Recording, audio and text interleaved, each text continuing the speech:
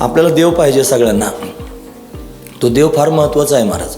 नव्हे आपला जन्मच तेवढ्या करता झाला आहे देवाच्या प्राप्तीकरता. हे परत परत ऐकलं ना काही खरोज नाटे होत नाहीत, हागवण फेगवण लागत नाही महाराज, काय हरकत नाही ऐकायला, ओरडूच त्यांनी होत नाही. महत्त्वाची गोष्ट आहे. मनुष्यपणा प्राप्त करून जर ब्रह्मज्ञान प्राप्त करून घेत नसेल तर तो लांडा म्हणजे बिगर शेपटीचा आणि गाढव आहे, आणि 4 पायाचा नाही 2 पायाचा. पशु काय जगत नाहीत का महाराज? पशु तर आयटीत जगतात.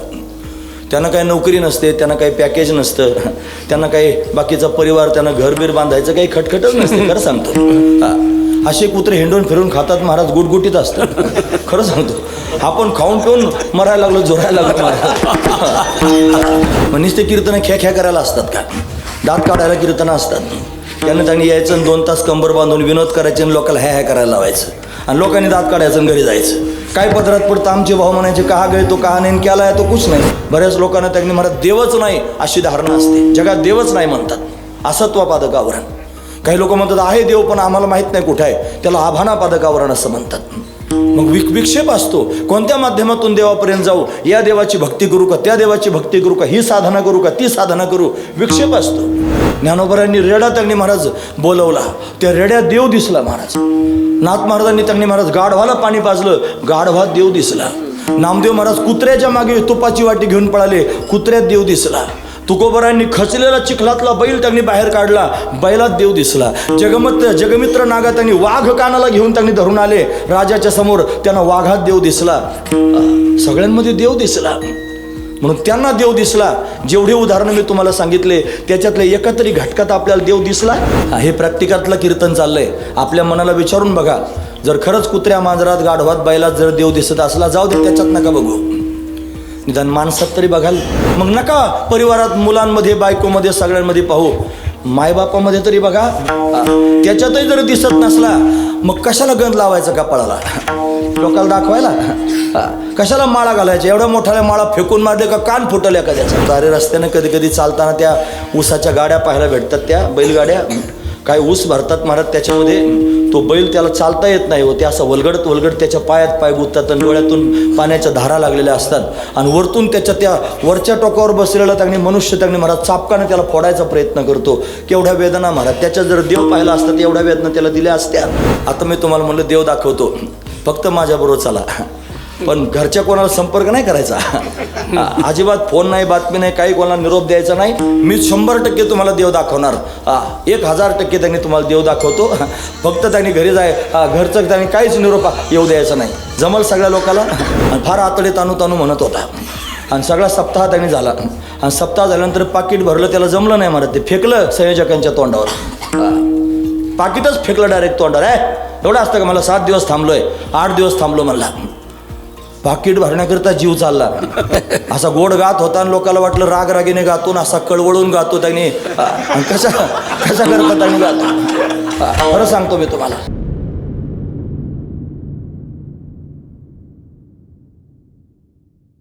देवतीही बळे धरिला सायासे, करोनिया नाश उपाधीचा.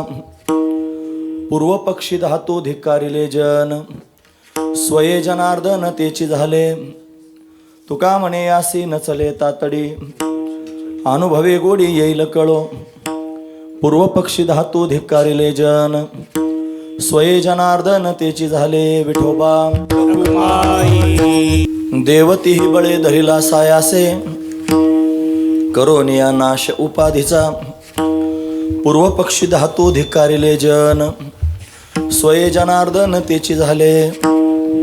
प्रस्तुत प्रसंगी कीर्तनरूपी सेवेकरिता निवडलेला अभंग जगद्गुरु जगतवंदनीय सर्वांच्या अंतकरणाचा अधिष्ठान असणारे माऊली तुकोबाराय यांचा 3 चरणांचा आणि संत महापुरुषांनी भगवंताची प्राप्ती कोणत्या साधनानं करून घेतली, कशा क्रमानं करून घेतली, त्याचं वर्णन करून सांगणार अशा पद्धतीचा अभंग आहे. या अभंगामध्ये माऊली तुकोबार आपल्याला काय प्रतिपादन करून सांगतात तत्पूर्वी आपण एकदा संतांना नमन करूया. श्री संतांची माता चरणावरी, माता चरणावरी, साष्टांग हे करी दंडवत,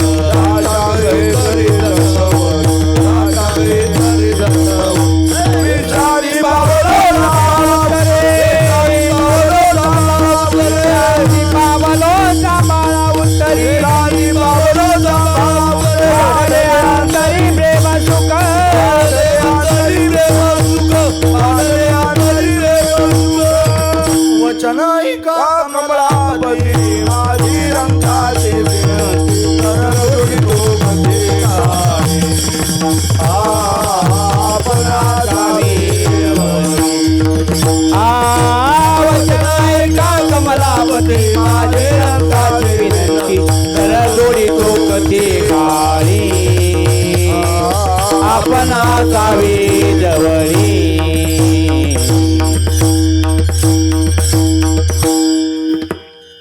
श्री संतांच्या माथा चरणावरी साष्टांग हे करी दंडवत.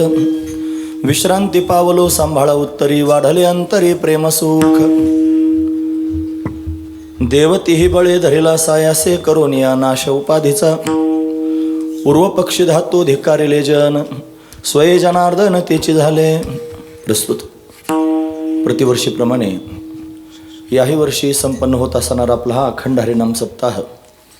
या सप्ताहातील असणारी ही किती 5व्या क्रमांकाची 6व्या क्रमांकाची भगवंताची कीर्तनरूपी सेवा ही अकारण करुणा वरून आले. भक्तकाम कल्पद्रुम भगवान पांडुरंग परमात्म्याच्या अथांग करुणेनं त्याच्या दयेनं या सर्व संयोजक मंडळींच्या माध्यमातून विशेष करून परमपूजनीय आदरणीय आपले बाबा आहेत त्यांच्या आणि इच्छेतून आदरणीय हरिभक्तीपर्यंत आजने महाराज त्यांच्या सततच्या संपर्कातून आमच्या वाटेला आलेले आहे. सेवेकरिता निवडलेला अभंग जगद्गुरू तुकोबरा यांचा आहे. तुकोबरा या अभंगाच्या माध्यमातून साधू संतांनी देव कसा प्राप्त करून घेतला त्याचं वर्णन करून सांगतायत. काय सांगतायत महाराज? ते म्हणले त्या संत महापुरुषांनी देवाची प्राप्ती करून घेतली. देवतीही बळे धरला म्हणले. देवतीही बळे धरिला सायास करून त्यांनी धरला. काय सायास केले असतील? करून या नाश उपाधीचा नाश करून देव धरला. कुठून सुरुवात केली देव प्राप्त करून घेण्याकरिता? पूर्वपक्षी म्हणजे सुरुवातीला प्रथमदर्शी धातू धिक्कारिले जन. धातू म्हणजे संपत्ती आणि जन म्हणजे लोक. याचा धिक्कार करून टाकला. धातू धिक्कारिले जन. त्याचा परिणाम काय झाला असेल? स्वये जनार्दन तेची झाले. ती स्वतःच देवस्वरूप झाले. अशा पद्धतीनं त्यांनी देव प्राप्त करून घेतला. आणि देव असाच प्राप्त करायचा असतो हा त्यातला भाव आहे. पण अशा पद्धतीने देव धरला. म्हणले महाराज आम्हालाही देव प्राप्त करून घ्यायचा. आम्ही लगेच तयारीला लागतो. ते म्हणले हो तयारीला लागा पण लगेच नाही होणार. तुका म्हणे तेथे न चले तातडी घाई करून चालत नाही. मग हळूहळू अनुभवे गोडी येईल कळून. अनुभवानं तुम्हाला त्या देवत्वाची गोडी आपोआप प्राप्त होईल आणि तुम्ही सुद्धा देव स्वरूप अशा पद्धतीने होऊन जाल असा भाव जगद्गुरू तुकोबरा या अभंगाच्या माध्यमातून सांगतायत. तो आपल्या सर्वांना कळण्याकरताच आहे महाराज की आपण पण देवाच्या दिशेनं प्रवास करतो. देव आपल्याला पण प्राप्त करून घ्यायचा आहे. मग कशा पद्धतीनं देव प्राप्त करून घेतला त्यांनी म्हणून त्यांना पाहून त्यांनी आपणही त्याच पद्धतीनं प्राप्त करून घ्यावा हे सांगण्याचं तात्पर्य आहे. असा अभंगाचा सरळ अर्थ पाहण्याचा आपण प्रयत्न केला. विठोबा देवतीही बळे धरिला सायासे करून या नाश उपाधीचा. पूर्व पक्षी धातू धिक्कारिले जन स्वये जनार्दन तेची झाले. प्रस्तुत प्रतिवर्षी बाबांच्या माध्यमातून या वर्सुमातेच्या प्राकट्यानिमित्ताने आणि दिव्य असणारी सेवा या ठिकाणी संपन्न होते. आता सध्याही जगदंबा घटी बसलेली आहे आणि तिचा दिव्य असणारा सोहळा आपण सर्वजण करत आहोत. याच्या आधी अनेक वेळेला सेवा करण्याचा योग बाबांच्या माध्यमातून आम्हालाही प्राप्त झाला. 1-2 वर्ष झाले सेवेचं त्या काही जुळून आलं नाही. कारण आम्ही मागच्या वर्षी नर्मदा परिक्रमेला गेलो होतो म्हणून मागच्या वर्षी त्याच्या आधी त्यांनी असाच आजारपण होतं म्हणून त्या वर्षी येता आलं नाही. पण 2 वर्षापूर्वी त्यांनी जेव्हा येणं झालं त्यावेळेला हेतो एक संता ठाई लाभ पायी उत्तम म्हणविता त्यांचा दास पुढे आसवरेन असा अभंग चिंतनाला घेतला होता. म्हणून या वर्षी त्यांनी आता काय बोलावं हे दिव्य असणारं प्राप्तव्य त्यांनी संत मायबापांना झालं. देव त्यांना प्राप्त झाला आहे. मग त्यांना जर देव प्राप्त झाला तर कसा प्राप्त करून घेतला देव हा पण विचारच असला पाहिजे. पण तो विचार आपल्या सर्वांच्या समोर त्यांनी मांडता यावा. कमी वेळात त्यांनी बोलायचं आहे म्हणून सकाळची एक सेवा करून आलेलो आहे. अगदी वेळेत थांबायचा विचार मनामध्ये आहे आणि म्हणून छोटा 3 चरणांचा अभंग चिंतनाकरिता निवडलेला आहे. आज आदरणीय परमपूजनीय वंदनीय श्री तुकारामजी महाराज दुराफे या ठिकाणी उपस्थित आहेत. आज त्यांचा जन्मदिवस आहे. आज जन्मदिवस आहे म्हणून आजची ही सेवा त्यांनी महाराज ते आवर्जून श्रवण करणे. गुरुवारचा दिवस त्यांच्याकडे फार जास्त गर्दी असते. असं असून सुद्धा त्यांनी महाराज सगळ्या वेळात सगळ्यांना बाजूला करून इथं सेवा श्रवण करण्याकरिता आलेले आहेत. त्यांचा जन्मदिवस त्यांनी महाराज या कीर्तनाच्या माध्यमातून आपण असा संपन्न करूया, साजरा करूया. आपल्याला देव पाहिजे सगळ्यांना. तो देव फार महत्त्वाचा आहे महाराज. नव्हे आपला जन्मच तेवढ्या करता झाला आहे देवाच्या प्राप्तीकरता. पण आपल्या सगळ्यांना भुरळ पडलेली आहे की आपण कशाकरिता जन्माला आलो आपल्या लक्षातच नाही महाराज ते. मग आपण या संसाराच्या गर्तेत अडकलेलो आहोत. हा संसार सगळ्यांना झपाट्यात घेतो आणि त्याच्यामध्ये गटांगळं खायला लावतो महाराज. प्रत्येक माणसानं स्वतःचं अस्तित्व तयार केलेलं आहे आणि त्या अस्तित्वाला खतपाणी घालायचं काम चालू आहे. ते अस्तित्वच वाढवण्याचा कार्यक्रम सुरू आहे. देवप्राप्तीचं जे काय तगणे महाराज वर्णन आहे त्याच्या विरुद्ध आहे महाराज. ज्याला देव पाहिजे त्याला अस्तित्व संपवावं लागतं तर देव प्राप्त होतो. इथं त्यांनी अस्तित्व वाढवण्याकरिता लोकांचा अट्टहास आहे. मी कसा त्याने दिसावा म्हणजे तुकोबारांचं प्रमाण सांगतो. ते म्हणतात आता दिसो नये जना ऐसे करी नारायण देवा. आता मी लोकांना दिसूच नाही असं काहीतरी कर. आपलं तसं नाही. आता कसा कसा दिसू जना आता कोणकोणत्या रीतीनं लोकांच्या समोर प्रगट हो अशी आपली धारणा आहे महाराज. म्हणून आपण स्वतःचं अस्तित्व वाढवण्याकरिता अट्टहास करतो आणि ते स्वतःचं अस्तित्व घालवण्याकरिता अट्टहास करतात. लक्षात ठेवा जोपर्यंत आपलं अस्तित्व आहे तोपर्यंत देव प्राप्त व्हायचा नाही. ज्या दिवशी अस्तित्व संपू जब मैं था तब हरी नाही. जोपर्यंत मी आहे तोपर्यंत देव नाही. अब हरी आहे तो मैं नाही. आता हरी प्रगट झालं तर मी नाही. प्रेम की गली अति साकरी आहे ज्यामे दोन समाय. एक तर मी राहील नाही तर देव राहील. तुम्हाला जर देव व्हायचं असेल तर मग काय करावं लागेल जीवित्वाचा नाश करावा लागेल. महत्वाची गोष्ट आहे म्हणा. तो देव जर प्राप्त करून घ्यायचा असेल तर अस्तित्व त्यांनी संपवावं लागेल. तो का म्हणे मिळे जीवाची साठी जीव त्यांनी द्यावा लागेल तेव्हा परमात्मा अशा पद्धतीने भेट. म्हणजे जीव दिल्यावर आता मग देव घेऊन काय करायचं प्रश्नच आहे मोठा. जीव देणं म्हणजे जीवपणा संपवणं जीवपणा घालवणं. फार कालापासून आपण जीव झालेलो आहोत. आपण कधीपासून जीव झालो आपल्याला कल्पना नाही महाराज. अनादी कालापासून आपण जीव झालेलो आहोत. अनादी पदार्थ आहेत महाराज. 6 पदार्थ अनादी आहेत. ब्रह्म अनादी आहे, प्रकृती अनादी आहे, त्यांचा संबंध अनादी आहे, त्याच्यात ईश्वर भाव अनादी आहे, जीवभाव अनादी आहे, त्यांच्यामधला भेद अनादी आहे. या 6 गोष्टी अनादी आहेत. या जरी अनादी म्हणजे काय माहिती आहे तुम्हाला? तुम्ही ऐकतात ना सगळ्यांना अनादी. आता मी 9 वाजेपर्यंत तुम्हाला असं विचारितच राहीन ऐकता का नाही. तुम्ही नाही ऐकलं मी कोणाला सांगेन. हा महत्वाचा मुद्दा आहे. तुम्ही ऐकलं पाहिजे ना मला. लक्षपूर्वक ऐका. पण अनादी शब्दाचा अर्थ सांगतो. ज्याची सुरुवात कधी झाली माहीत नाही त्याला अनादी म्हणतात. आणि अनंत ज्याला अंतच नाही त्याला अनंत असं म्हणतात. 6 गोष्टी अनादी मी आपल्या समोर त्यांनी सांगितले. त्याच्यातली एक गोष्ट अशी आहे जी अनादी पण आहे आणि अनंत पण आहे. त्याचं नाव आहे ब्रह्म, सच्चिदानंद घन असणारा परमात्मा. आणि बाकीच्या 5 गोष्टी शांत आहेत त्यांचा अंत होतो. प्रकृतीचा अंत होतो, संबंधाचा अंत होतो, ईश्वर भावाचा जीवभावाचा अंत होतो. अनेक वेळेला हे कीर्तनातून सांगितलं जातं महाराज. आणि हे परत परत ऐकल्यानं काय खरोज नाट्य होत नाहीत. हागवण फेगवण लागत नाही महाराज. काय हरकत नाही ऐकायला. ओरडूच त्यांनी होत नाही. महत्त्वाची गोष्ट आहे. पण ऐकच एखादा म्हणून हे तर मागच्या सांगितलं होतं. लक्षात ठेवलं पाहिजे. या प्रक्रियाच पाठ केल्या पाहिजेत. लक्षपूर्वक ऐका. म्हणून त्यांनी या सर्वांचा बाध होतो, अंत होतो. एकच परमात्मा तत्व आहे त्याचा अंत होत नाही. त्या अंत होणाऱ्या गोष्टींमध्ये त्यांनी महाराज जीव आहे. जीव हा त्यांनी अनादी आहे पण शांत आहे. त्याचा अंत झाला पाहिजे. आणि कशानं होईल तर तो ब्रह्मज्ञानानं होईल. ब्रह्मज्ञान जर प्राप्त करून घेतलं की जीवपणाचा अंत होईल. असं सांगायला लागलं की लोकांना काहीतरी वेगळं वाटतं. त्यांना वाटतं हे फार अवघड चाललंय. अरे त्याच्याकरिताच आपण जन्माला आलो. जर माणसाचा जन्म प्राप्त करून ब्रह्मज्ञान प्राप्त करून घेतलं नाही तर नाथ महाराजांच्या शब्दात सांगतो. ते म्हणतात पावोन या मनुष्यपणा जो न साधी ब्रह्मज्ञान तो लांडा गर्धबजाना पुच्छे विनोबाई. मनुष्यपणा प्राप्त करून जर ब्रह्मज्ञान प्राप्त करून घेत नसेल तर तो लांडा म्हणजे बिगर शेपटीचा आणि गाढव आहे. आणि 4 पायाचा नाही 2 पायाचा बिगर शेपटीचा 2 पायाचा गाढव. नाही तरी काय थोडी, नाही तरी काय थोडी, नाही तरी काय थोडी, नाही तरी काय थोडी, नाही तरी काय थोडी, नाही तरी काय थोडी, नाही काय थोडी, नाही काय थोडी. तुका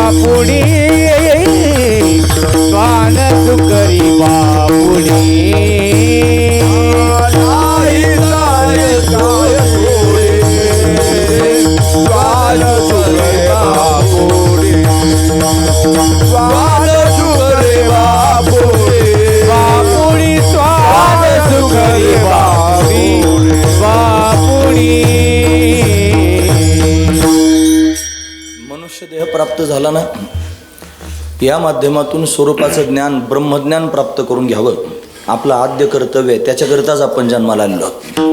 आणि ते न प्राप्त करता जर जीवन जगत असाल तर मग जगात काय कुत्रे आणि डुकरं कमी आहेत का महाराज? नाहीतरी काय थोडी महाराजांचं प्रमाण. श्वान म्हणजे कुत्रा आणि सुकर म्हणजे डुक्कर, बापुडी ते फिरतातच ना महाराज. मनुष्यपणा तरी साधी नारायण, नाही तरी हीन पशु होणे. मनुष्यपण जर प्राप्त करून घेतलं असेल तर नारायणाची प्राप्ती करून घ्या, भगवंताची प्राप्ती करून घ्या, नाहीतर आपलं जीवन पशुपेक्षा सुद्धा बेहतर होईल महाराज. फार महत्त्वाचा विचार आहे. पशु काय जगत नाहीत का महाराज? पशु तर आयटीत जगतात. त्यांना काही नोकरी नसते, त्यांना काही पॅकेज नसतं, त्यांना काही बाकीचा परिवार, त्यांना घरबीर बांधायचं काही खटखटच नसते. खरं सांगतो, असे कुत्रे हिंडून फिरून खातात महाराज, गुटगुटीत असतात. खरं सांगतो, आपण खाऊन पिऊन मरायला लागलो, जोरायला लागलो महाराज. कुत्रे गुटगुटीत पाहायला मिळतात. खरं सांगतो, धावलं तर गुरगुर त्यांनी चांगला माणूस घाबरतो महाराज त्याला. कोणत्या नोकरीला आहे सांगा कुत्रा? कुत्रे कुठे नोकरीला नाहीत, काही बाकीचं त्यांना साधन नाही उपलब्धीचं, पण मस्त आहेत महाराज. त्यांना आयटीत आहेत महाराज. खरं सांगतो महाराज. मग त्याच्यातून आपल्यात काय फरक राहिला? आपल्यापेक्षा चांगला आहे महाराज तो, बिगर नोकरीचा खातो. आपण नोकरी करून त्यांनी महाराज नीटनेटकं खाता येत नाही. अरे माणसाचा जन्म हे करण्याकरिता नाही मिळाला, माणसाचा जन्म स्वरूपाला जाणण्याकरिता मिळाला, माणसाचा जन्म देवत्व प्राप्त करून घेण्याकरिता मिळाला. लोक विसरलेच महाराज. लोकांना असं वाटतं माझा जन्म संसार करण्याकरिता झाला. माझी बायको, माझी मुलं, माझं घर, माझा प्रपंच, माझे भाऊबंद, माझे सोयरे, माझं स्टेटस, या सगळ्या लोकांमध्ये मला फिरायचं आहे आणि याच्यातच मला फार टामटुमीत राहायचं. मस्त माझी पाची बोटं तुपात असली पाहिजेत. माझ्या घरातून सोन्याचा धूर कसं काय निघत असेल काय धुरा सोन्याचं, मला अजून कळालं नाही महाराज. पण माझ्या घरात सोन्याचा धूर निघावा आणि माझं सगळं चांगलं असावं, माझा वेल मांडवाला जावं, अशी त्यांनी अपेक्षा पोटात असते. आणि तेवढ्या करताच जगतात महाराज हे लोक. दुसरं त्यांच्या डोळ्यासमोर येतच नाही, कारण ढापण लावलेलं असतं संसाराचं. घोड्याला जसं ढापण लावतात ना, का ढापण लावतात त्याला दुसरं दिसूच नाही काही. तसे संसाराचे ढापणं लावून त्यांनी फिरणारे लोक, त्यांचा आजा मेला आणि पंजा मेला आणि बापही मसनात गेला. आजा मेला पंजा मेला बाप मसना गेला. आजा मेला पंजा मेला बाप मसना गेला. आजा मेला पंजा मेला. आजा मेला पंजा मेला. देख देख नातू बंधू तोही त्याचा झाला. देख देख जादू बंधू तोही तैसा झाला. देख देख नातू बंधू तोही त्याचा झाला. देख देख जादू बंधू तोही तैसा झाला. उठा उठा जागा पाठी भयाले मोठे. उठा उठा जागा पाठी भयाले मोठे. उठा उठा जागा पाठी भयाले मोठे. उठा उठा जागा पाठी भयाले मोठे. पंढरी वाचुनी तुझा नाही ठाव कोठे. हा पंढरी वाचुनी तुझा ठाव नाही कोठे. हा पंढरी वाचुनी तुझा ठाव नाही कोठे. हा पंढरी वाचुनी तुझा ठाव नाही कोठे. वा, आजा मेला काय? मेला म्हणण्याचं तात्पर्य काय? अरे हे करता करता मेला हे सांगायचंय. संसार करता करता मेला, आजा मेला, पंजा मेला, बापही मसनात गेला. काय करता करता? संसार करता करता. आणि डोळ्यासमोर देखत देखत नातू पण तुम्हाला हात गेलाच गेला, पण नातू गेला आणि पण तू गेला आणि तोही तैसा झाला. याच्यापेक्षा काय कळतं लोकांना? याच्यापेक्षा जास्त लांबचा विचार लोक काय करतील महाराज? म्हणून कीर्तनातून हे सांगितलं पाहिजे, याची गरज आहे. मग तुम्हाला तू बराचशा आजोगपणा सांगायला आला. मग नुसते कीर्तनं ख्या करायला असतात का? दात काढायला कीर्तनं असतात. त्यांनी यायचं आणि 2 तास कंबर बांधून विनोद करायचे आणि लोकांना ह्या करायला लावायचं आणि लोकांनी दात काढायचं आणि घरी जायचं. काय पदरात पडतं? आमचे भाऊ म्हणायचे कहा गए तो कहा नाही, केला आहे तो कुछ नाही. गेला कशाला थोबड घेऊन? गेल्यानंतर मोकळा झाला, काय पदरातच पडलं नाही. कीर्तनातून काहीतरी घेऊन जायचं. देवाचे चरित्र नावडे सर्व.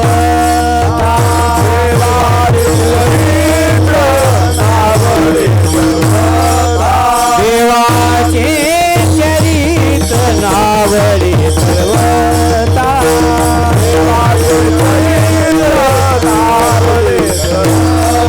विनोदात कथा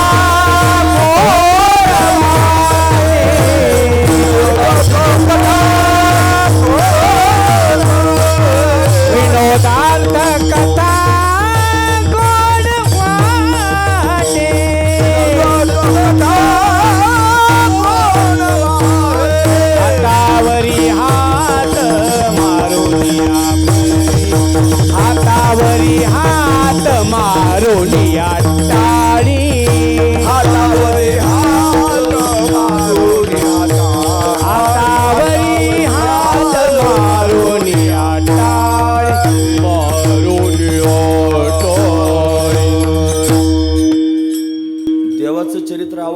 विनोदाची कथा गोड वाटेल. हातावर हात मारून या टाळ्या देऊन देऊन मस्त. अरे कथा हे उद्धाराकरता कथा, हे कीर्तन कशाकरता असतं? महाराज म्हणतात नाचू कीर्तनाचे रंगी, ज्ञानदीप लावू जगी. याच्या स्वरूपाचं ज्ञान प्राप्त करायचं. अवघड शब्द लक्षात ठेवू नका. फक्त बाबा जरा जास्त बोलत होता असं नका.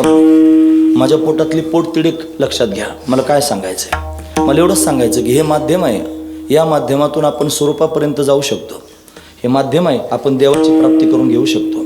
म्हणून आपण काय आहोत ते बाजूला ठेवायचं आणि इथं येऊन त्यांनी महाराज आपल्या आत्महिताचा विचार करायचा. याच्यातून खऱ्या अर्थानं स्वरूपाचा बोध प्राप्त होईल. महाराज फार महत्त्वाचा विचार आहे. म्हणून स्वरूप ज्ञानाकरिता मी कोण आहे याचं ज्ञान प्राप्त करून घेण्याकरिता अट्टहास केलं पाहिजे. आहे मी हा कोण करावा विचार, म्हणे ज्ञानेश्वर निवृत्तीचा. ज्ञानोबा आहे म्हणतात याचा विचार कर, मी कोण आहे. हा, मग त्यांनी महाराज तुला स्वतःचं उत्तर सापडेल. जिथं तू स्वतःला शोधायला जाशील ना तिथं त्यांनी तुला देव सापडेल. महत्वाचा विचार आहे. तिथंच देव आहे महाराज. तू देव पाहायला गेलास ना फार दूर, तर देव तिथं तुला सापडणार नाही. मग ते म्हणले देव पाहावया गेलो, देव शोधायला गेलो, मी स्वतःच देव झालो.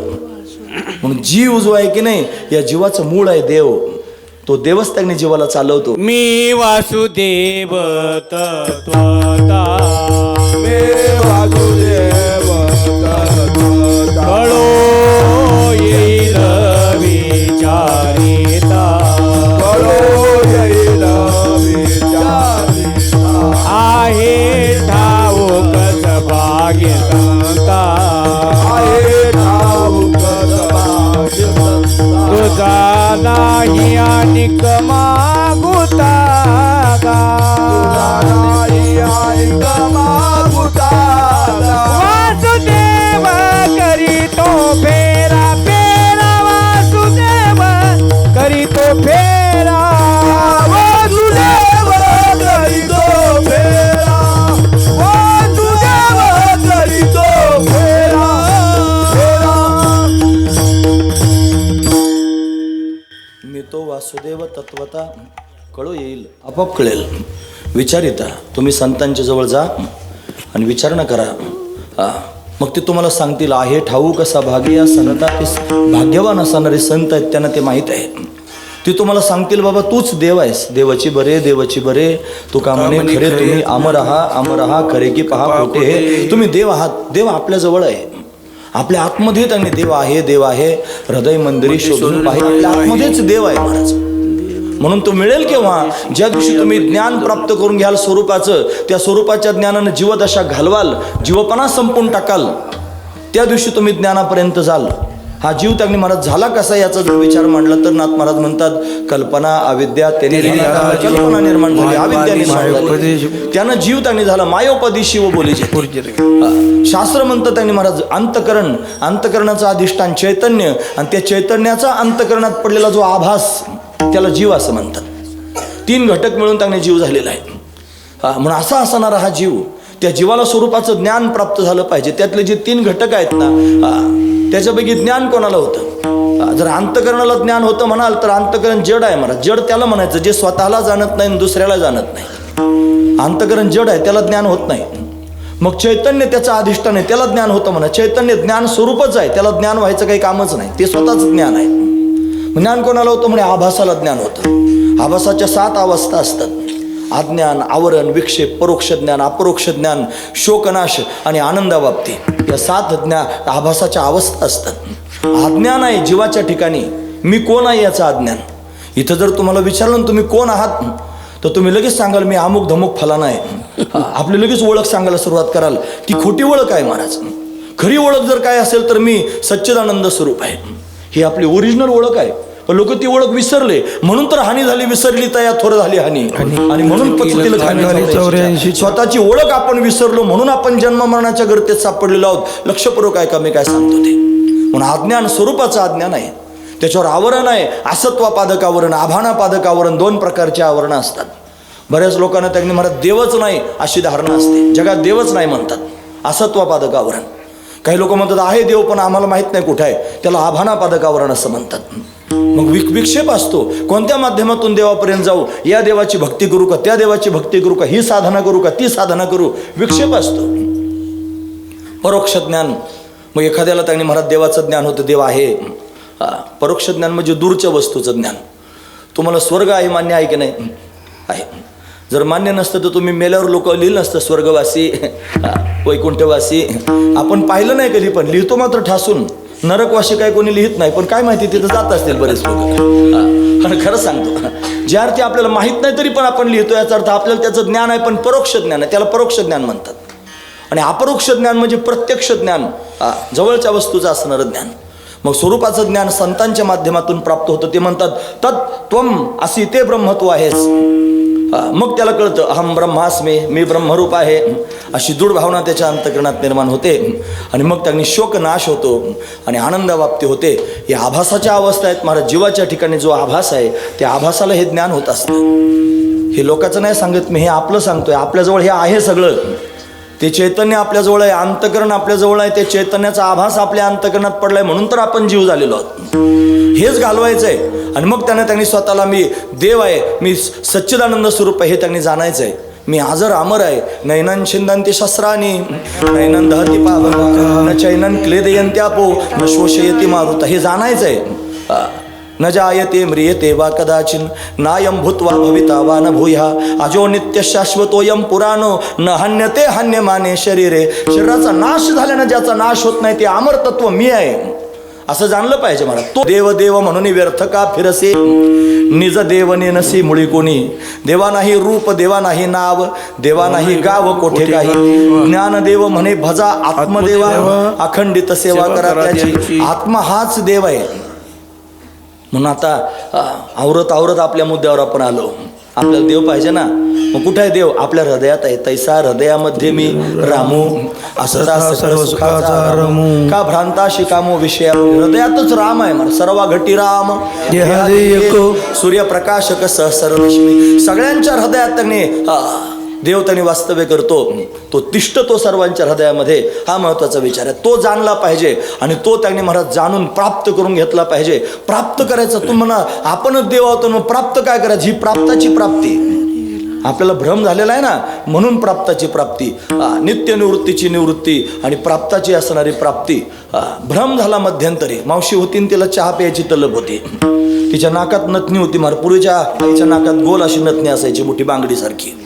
आणि चहा प्यायचा वेळ त्यांनी झाली की त्या थाळ्यात चहा प्यायचे. पूर्वीचे कब्बशा आता आल्या म्हणा. ते आता डोकून पाहावं लागतं चहा त्याच्यात. पण थाळीत चांगलं भरभरून चहा असायचा. मग तिनं ती ताटली हातात घ्यायची. मग ते ती चहा प्यायला लागली की सगळ्यात आधी नथ त्या चहात पडायची. मग आता काय करायचं? एका हातात थाळी धरायची आणि एका हातात नथ वर धरायची. मग तिनं चहा प्यायचा. तिला एक दिवशी कंटाळाच आला. ती म्हणली हे चहा पिण्यात विक्षेप निर्माण व्हायला लागला, काय करायचं? नाकातली नथ काढली, गळ्यातल्या मंगळसूत्रात अडकवली आणि मग निवांत चहा पिली महाराज. असं चहा पिऊन झाल्यानंतर त्यांनी विसरली परत नाकात नथ घालायची. काहीतरी काम आलं. तिची लेख, आवडीचा विषय असतो बायकांचं, लेख आली महाराज. लेख जशीच लेख आली की बाई तू कधी आली, कशी काय आली, कोणत्या गाडीने आली, हे सगळे झाली चौकशी सुरू. मग त्यांनी गप्पा मारता मारता असा दिवस निघून गेला. दुपारच्या चहाची वेळ झाली 4 वाजता. गप्पा पोटभर झाल्या. सकाळी झाली होती महाराज 8 वाजता लेख. आणि मग भरपूर गप्पा मारून झाल्या. चहाची वेळ त्यांनी झाली दुपारच्या. आणि मग ज्यावेळेला त्यांनी मग तो चहा परत आला आणि थाळा हातात घेतला चहा पिण्याकरिता, पण सहज हात नाकाकडे गेला. कारण सवय लागली होती ना नथ वर धरायची. हात नाक, पण हाताला नथ लागलीच नाही. आता काय करायचं? अशी घाबरली म्हातारी. घाई थाळा खाली ठेवला. म्हणली माझी नथ हरवली. 2 तोळ्याची होती. माझी नथ हरवली. घाबरी झाली. घामच आला महाराज तिला. सगळे विचारला तुला काय झालं? म्हणे माझी नथ हरवली. आता नथ तिच्या जवळच होती. तिने स्वतःच्याच हातानं मंगळसूत्राला अडकवली होती. आणि सगळ्यांना विचारत सुटली माझी नथ पाहिली का, माझी नथ पाहिली का. रडायला लागली. सगळे विचारात पडले. आता कोणी नेली असेल नथ, कुठे पडली असेल नथ. घर सगळं उचकून काढलं महाराज. तिची नात धावत आली पळत. तिनं पाहिलं, सहज तिच्या गळ्यात मंगळसूत्रात नथ अडकवली होती. अगं आजी म्हणे नथ आहे, रडू नकोस. आहे म्हणल्यावर रडायची थांबली. शोकनाश. तिला परोक्ष ज्ञान झालं. नथीचं आहे, नथ आहे. लवकर सांग म्हणली कुठे आहेत नथ. असं म्हणलं की तुझ्या गळ्यात आहे म्हणली. मग लगेच गळ्यातली नथ पाहिली. याला अपरोक्ष ज्ञान म्हणायचं. आधी त्यांनी म्हणले नथ आहे, याला म्हणायचं परोक्ष ज्ञान. तिला माहित नाही तोपर्यंत कुठं आहे म्हणलं की गळ्यातली नथ दाखवली. हे अपरोक्ष ज्ञान झालं. आणि मग त्यांनी म्हणली माझी नथ सापडली, माझी नथ सापडली. खरं सांगा हरवली होती का? नाही. हरवल्याचा भ्रम झाला होता म्हणून सापडल्याचा व्यवहार मानावा लागेल. तसं आपण देवच आहोत. आपल्या जवळच देव आहे, पण आपला देव हरवलाय असा आपल्याला भ्रम झालेला आहे. महत्वाचा विचार आहे महाराज. तुम्हाला कळत असेल तर बघा, आपण देवच आहोत, आपल्या जवळच देव आहे, पण आपला देव हरवल्यासारखा आपल्याला वाटतोय, आपल्याला भ्रम झालेला आहे. ज्या दिवशी संत महापुरुष येतील, मस्तकावर हात ठेवतील, कृपा करतील, बोध प्राप्त करून देतील, तैसा अविद्येच्या निदा, विश्व स्वप्नाचा हा धांदा, भोगित होता प्रबुद्ध अनादि जो, तो महावाक्याचे नि नावे, गुरुकृपेचे नि थावे, माथा हातू ठेविला नव्हे थापटेला जैसा. ते थापटवून त्याला जागा करतात, म्हणतात कशाला फिरतोच देव देव करीत, तूच देव आहेस. मग ते थापटवून जागा करतात, मग कळतं आपल्या जवळच आहे देव. महत्वाचा विचार आहे महाराज. असा देव त्यांच्याजवळ त्यांनी सापडला, आणि मग त्यांनी म्हणले आता माझा सापडला, हरवलाच नव्हता, तो फक्त भ्रम झाला होता, आणि श्रीगुरूंनी फक्त दाखवला आणि आपल्या जवळचाच दाखवला. आणि मग त्यांनी महाराज व्यवहार झाला, माझा देव मला सापडला, मला देव प्राप्त झाला, मला देव मिळाला, म्हणून त्यांनी देव धरला. हरवला होता का? नव्हता, त्यांच्या जवळच होता, पण धरला. मग कसं काय त्यांनी महाराज धरला म्हणतात? तुम्ही जर त्यांनी म्हणता आपल्या जवळच होता ना हरवलाच नव्हता, मग ते धरला कसं काय म्हणतात? त्याचं कारण त्या देवावर आवरण आलं होतं, त्या देवावर पडदा पडला होता अज्ञानाचा, त्या देवावर पडदा पडला होता अविद्येचा, आणि तो पडदा पडल्या कारणानं जवळचा देव आपल्याला प्रतीतीला येत नव्हता. मग काय करावं लागलं? तो देव प्राप्त करून घेण्याकरिता सायास करावे लागले, बळ लावावं लागलं. कशाकरिता त्यांनी बळ लावायचं, कशाकरिता सायास करायचे असतील? देवावर आलेली जी उपाधी आहे ती बाजूला करण्याकरिता. हा महत्वाचा विचार आहे. आतमध्ये देव आहे, त्या देवावर त्यांनी महाराज पडदा पडलाय शरीराचा, मी शरीर आहे हा पडदा आहे, आणि बाहेर पण देवच आहे, देवाचं नाहीच महाराज काही. सगळ्या चराचरात देव त्यांनी गच्च भरे, सर्वम खलु इदं ब्रह्म नेहना नास्ति किंचन. देव त्यांनी देवच देव आहे सगळीकडं. ब्रह्म सर्वगत सदा सम, जेथे अनु नाही विषम, सर्वत्र देव आहे. आपल्याला का दिसत नाही? पडदा पडलेला आहे, त्याच्यावर उपाधी आलेली आहे. कशाची? जगताची उपाधी. या जगतामध्ये 5 अंश आहेत, ऐकतात ना तुम्ही सर्वजण. महत्वाचा मुद्दा सांगतो, मधून मधून तुम्हाला जमेल असं सांगत जाईन मी, पण माझं हे ऐका तुम्ही, हे फार महत्वाचं आहे. असे कीर्तन माझे ऐकूनच लोक कंटाळून जातात, ते मध्ये हे बोल नको, याचं समजत नाही काय अजिबात, डबड्यात खडे घालून खडखड वाजवल्यासारखं होतं, असं त्यांनी होतं बऱ्याच लोकांना. पण हिताचं सांगतोय मी तुमच्या, महत्वाची गोष्ट आहे, गरजेची गोष्ट आहे महाराज. पण बाहेर त्यांनी महाराज 5 अंश आहेत जगतामध्ये, अस्ति भाती प्रिय नाम आणि रूप. याच्यातलं अस्तित्व परमात्म्याचं आहे, ह्याच्यामधलं भातित्व परमात्म्याचं आहे. हे अस्तित्व जर कोणाचं असेल, सगळं दिसतं ते परमात्म्याचंच आहे महाराज. ह्याच्यामध्ये जे भासमान होत आहे, हा सगळा परमात्माच भासमान होतोय. आपण त्याला परमात्मा म्हणत नाहीत, पण सगळीकडे परमात्मा भासतोय. जगामध्ये ब्रह्म दिशे उघडे, उघडा आहे महाराज ब्रह्म, भासतं तेच आहे, आणि तेच आपल्याला सुख देतं. काय गोड असणार हा मंडप आहे महाराज. हा मंडप त्यांनी पाहिलं की नयन रम्य असणारी स्थिती निर्माण होते, काय गोड आहे, त्याच्यातून सुख झालं ना, हे त्यांनी त्या परमात्म्याचं सुख आहे. ती लाइटिंग त्यांनी चमकते, वेगवेगळे रंग त्याच्यातून त्यांनी डोळ्याला दिसत आहेत, डोळ्याला दिपून टाकतायत, फार समाधान अशा पद्धतीने वाटतंय. त्याचं सुख होतं डोळ्याला, ते सुख परमात्म्याचं आहे. म्हणजे याच्यातलं अस्तित्व परमात्म्याचं, यातलं भातित्व परमात्म्याचं, यातलं प्रियत्व परमात्म्याचं. परमात्माच सगळीकडे आहे, पण झाकलेलं आहे कशानं? नावानं आणि रूपानं झाकलेलं आहे. म्हणून हे त्यांनी भगवे आणि पांढरे पट्टे दिसतात ना, हे मंडपाचं रूप आहे, आणि मंडप हे त्याचं नाव आहे. असं नावाने आणि रूपाने त्या परमात्म्याला झाकून टाकलेलं आहे. त्याच्यातलं अस्तित्व परमात्म्याचं आहे, तो भासतो परमात्माच, आणि तो सुख देणारा पण परमात्माचा आहे. हे आपल्याला कळत नाही, मग हे त्यांना कळतं महाराज. का हे आपल्याला कळत नाही? ही उपाधी आहे ना नामरूपाची, म्हणून हा त्रास होतो. पण ही उपाधी घालवली की त्या उपाधीच्या मुळात परमात्माच आहे महाराज. तो आपल्याला कळत नाही, संतांना कळतो. ते म्हणले या उपाधी माझी गुप्त, चैतन्य असे सर्वगत, ते तत्वज्ञ संत स्वीकारी. तत्वज्ञान ज्यांना झाले ते संत त्याचा स्वीकार करतात. म्हणजे निर्क्षीर विवेकाच्या माध्यमातून, नीर म्हणजे त्यांनी पाणी आणि क्षीर म्हणजे दूध आणि पाणी एकत्र करून हंसाच्या समोर नेऊन ठेवलं. हंस नावाचा पक्षी आहे, त्याच्यासमोर ठेवलं की तो त्यांनी महाराज राजहंस काय करतो, त्यातलं फक्त दूध पिऊन घेतो आणि पाणी तसंच ठेवतो. तसा परमहंस असतो. परमहंस म्हणजे दिव्य स्थितीला प्राप्त झालेला महात्मा. देव ज्याने प्राप्त करून घेतला तो महात्मा परमहंस आहे महाराज. तो काय करतो? तो या जगताकडे पाहतो, पण या जगताकडे नाम आणि रूप हे घेत नाही. ही जी उपाधी आहे ना ती घेत नाही. त्या उपाधीच्या आत दडलेलं जे चैतन्य आहे त्याचा स्वीकार करतो. आणि अशा पद्धतीने तो देव प्राप्त करून घेतो. पण हे सगळं करणं, हे ऐकणं फार सोपं वाटलं, पण तेवढं सोपं नाही महाराज. ती उपाधी घालवण्याकरिता बळ लावावं लागतं. ती उपाधी घालवण्याकरिता सायास करावे लागतात. ती उपाधी घालवण्याकरिता कष्ट घ्यावे लागतात. पण त्या महापुरुषांनी आतमध्ये पण देव पाहिला आणि त्या महापुरुषांनी बाहेर पण देव पाहिला. देवच देव सगळीकडे गच्च भरलेलं पाहिला. आता हरी हरीने हरी कोंडले, सगळीकडे त्यांनी देवच देव पाहिला महाराज. त्यांच्या जीवनात सोन्याचा दिवस आला. हे आजी सोनियाचा दिनू वरुषे अमृताचा गणू, आजी सोनियाचा दिनू, आजी सोनियाचा दिनू अमृताचा गणू, आजी सोनियाचा गणू, आजी सोनियाचा दिनू वर्ष अमृताचा, आजी सोनियाचा दिनू पाहिला रे हरी, पाहिला रे, पाहिला रे हरी, पाहिला रे आजी सोनियाचा दिनो वर्षे अमृताचा गणू, आजी सोनियाचा गणू, आजी सोनियाचा दिनो वर्षे अमृताचा गणू, आजी सोनियाचा दिनो.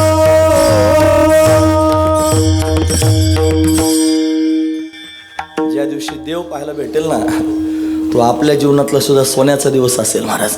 हे आजी सोनियाचा दिनू वरुषे अमृताचा घनू, आजी सोनियाचा दिनू पाहिला रे हरी, पाहिला रे, पाहिला रे हरी, पाहिला रे आजी सोनियाचा दिनू वरुषे अमृताचा घनू, आजी सोनियाचा दिनू सबाय अभ्यंतरी अवघा व्यापक मुरारी, आजी सोनियाचा दिनू. हा मुद्दा मला सांगायचा आहे.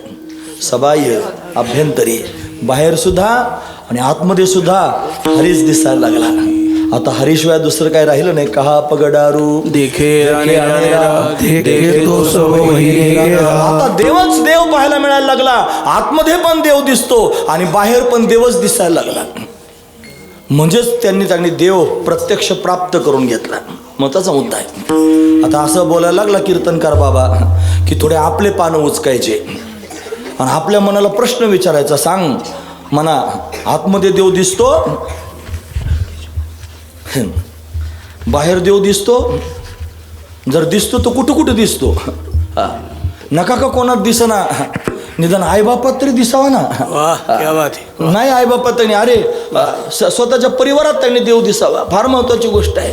अरे सगळीकडे देव भरलेला आहे. त्यांनी महाराज देव धरायचा म्हणजे काय करायचं? वैकुंठातून आणायचा आणि बांधून टाकायचा असा अर्थ आहे काय? अशा पद्धतीने देव धरला. महत्वाचा विचार आहे. त्यांना गाढवात देव दिसला, त्यांना कुत्र्यात देव दिसला, त्यांना बैलात देव दिसला, त्यांना रेड्यात देव दिसला. सगळ्यांमध्ये देवच देव पाहिला. ज्ञानोबरांनी रेडा त्यांनी महाराज बोलवला, त्या रेड्यात देव दिसला महाराज. नाथ महाराजांनी त्यांनी महाराज गाढवाला पाणी पाजलं, गाढवात देव दिसला. नामदेव महाराज कुत्र्याच्या मागे तुपाची वाटी घेऊन पळाले, कुत्र्यात देव दिसला. तुकोबरांनी खचलेला चिखलातला बैल त्यांनी बाहेर काढला, बैलात देव दिसला. जगमित्र नागा त्यांनी वाघ कानाला घेऊन त्यांनी धरून आले राजाच्या समोर, त्यांना वाघात देव दिसला. सगळ्यांमध्ये देव दिसला. म्हणून त्यांना देव दिसला.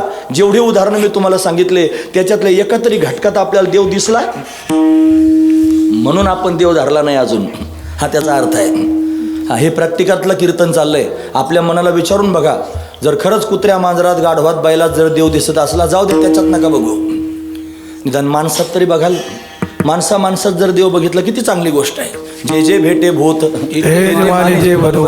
हा भक्ती योग निश्चित झाला माझा. नका सगळ्या माणसांमध्ये बघू, निदान आपल्या भाऊबंधांमध्ये तर बघता ना. मग बांधऱ्याट्या स्त्री बंद होतील लोकांची. सरळ सरळ गोष्टी. भाऊबंधात देव दिसावा ना. नका जाऊ द्या सगळ्या बेटामध्ये भाऊबंधात देव नाही पाहायचा, निदान आपल्या परिवारापुरता तरी पाहाल. अरे परिवारात तो दिसत नाही, मग नका परिवारात मुलांमध्ये बायकोमध्ये सगळ्यांमध्ये पाहू. मायबापामध्ये तरी बघा, त्याच्यातही जर दिसत नसला मग कशाला गंध लावायचा कपाळाला लोकांना दाखवायला? कशाला माळा घालायच्या? एवढ्या मोठ्याला माळा फेकून मारले का कान फुटल एखाद्याचा, एवढ्याला माळा गळ्यात घालायच्या. साऱ्या अंगाला गंध लावायचं, मग इकडून तिकडून साऱ्या अंगाला चट्ट्या पट्ट्याचा वाघ. दंबे करू भक्ती सोंग धावू जनांतरी भावना वेगळी आंतरी भावना वेगळी करू भक्ती अंतरी भावना आंतरी भावना वेगळी आंतरी भावना वेगळी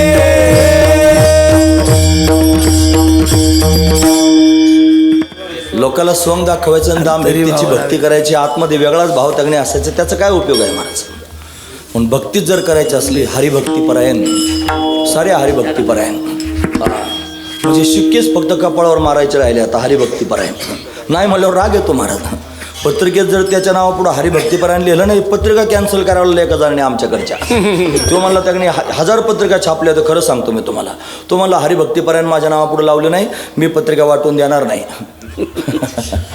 प्रत्येक पत्रिकेवर स्केचपर्यंत लिहावं लागलं महाराज हरिभक्तीपरायण त्याच्या नावापुढं मग पत्रिका वाटल्या हरिभक्तीपरायण म्हणून घेणं वेगळं आणि प्रत्यक्ष हरीच्या भक्तीमध्ये पदार्पण करून राहणं वेगळं नावं लावायला काय लागतं महाराज म्हणून तर मला एवढंच माझं तात्पर्य सांगण्याचं एवढंच आहे देव सगळं कीर्तन देवावरच करायचं आहे कीर्तन कोणाचं असतंय देवाचं मी कोणाविषयी सांगतोय देवाविषयी दुसरा एक शब्दसुद्धा मी बोलणार नाही फार महत्त्वाचा विचार आहे म्हणून ज्याला देव प्राप्त झाला त्याला सगळीकडे देवच देव दिसतो झाला अंगे देव होईला आपण तयासे हे जन अवघे देव त्याला सगळीकडे देवच देव झाला महाराज का बरं त्याला सगळीकडे देव दिसतो त्याचं कारण देव त्यांनी धरलेला आहे कसा देव त्यानं धरला त्याने बळ लावून देव धरला म्हणजे हे त्यांनी शरीर मी नाही मी आत्मा आहे हे कळण्याकरिता विचाराचं बळ लावावं लागलं हे जगत त्यांनी महाराज नामरूपात्मक सत्य नाही त्याच्यातलं परमात्मा सत्य आहे हे जाणून घेण्याकरिता बळ लावावं लागलं ज्या दिवशी देव दिसेल ना महाराज त्या दिवशी लोक देवाचा अपमान नाही करणार कुत्र्याचा काय त्याने अपमान करतो आपण बैलाचा गाढवाचा काय अपमान करतो अरे रस्त्यानं कधी कधी चालताना त्या ऊसाच्या गाड्या पाहायला भेटतात त्या बैलगाड्या काय ऊस भरतात महाराज त्याच्यामध्ये तो बैल त्याला चालता येत नाही व ते असं वलगडत त्याच्या पायात पाय गुंततात आणि डोळ्यातून पाण्याच्या धारा लागलेल्या असतात आणि वरतून त्याच्या त्या वरच्या टोकावर बसलेला त्याने मनुष्य त्याने महाराज चापकाने त्याला फोडायचा प्रयत्न करतो केवढ्या वेदना महाराज त्याच्या जर देव पाहायला असतात एवढ्या वेदना त्याला दिल्या असत्या नसत्या दिल्या महाराज म्हणून त्याने देव पाहायला भेटला नाही म्हणून देव कळालाच नाही म्हणून देव धरला नाही म्हणून देवच आहे सगळीकडं फक्त धरण्याचा प्रयत्न करा असं वागायचं म्हणल्यानंतर कष्ट असतात ना सगळ्यांमध्ये देव पाहायचा कोणाला दुखवायचं नाही कोणाला त्रास द्यायचा नाही कोणाचं अंतकरण त्यांनी दुःख आमचे स्वामीजी म्हणायचे राखावी बहुतांची अंतरे आणि भाग्य येते तदनंतरे म्हणून त्यांनी महाराज फार सगळ्यांचं अंतकरण धरावं लागतं तेव्हा त्यांनी भाग्य प्राप्त होतं पण देव जर प्राप्त करून घ्यायचं असेल तर एवढे सायास करावे लागतात बळ लावावं लागतं म्हणून त्या साधू संतांनी अशा पद्धतीनं सर्वात्मक देव धरला आणि कशा पद्धतीने धरला महाराज वर्णन करू देवती ही बळे धरीला सायासे देवती ही बळे धरीला सायासे देवती बळे धरीला सायासे देवती बळे धरीला सायासे देवती बळे धरीला सायासे देवती बळे धरीला सायासे देवती बळे धरीला सायासे देवती बळे धरीला सायासे करुणिया नाथ उपाधीचा करुणिया नाथ उपाधीचा पूर्व पक्षी धातो धिकारी जग पूर्व पक्षी धातो धिकारी जग करुणिया उपाधीचा उपाधीचा पूर्व पक्षी धातो धिकारी जग पूर्व पक्ष धातू धिकारी जग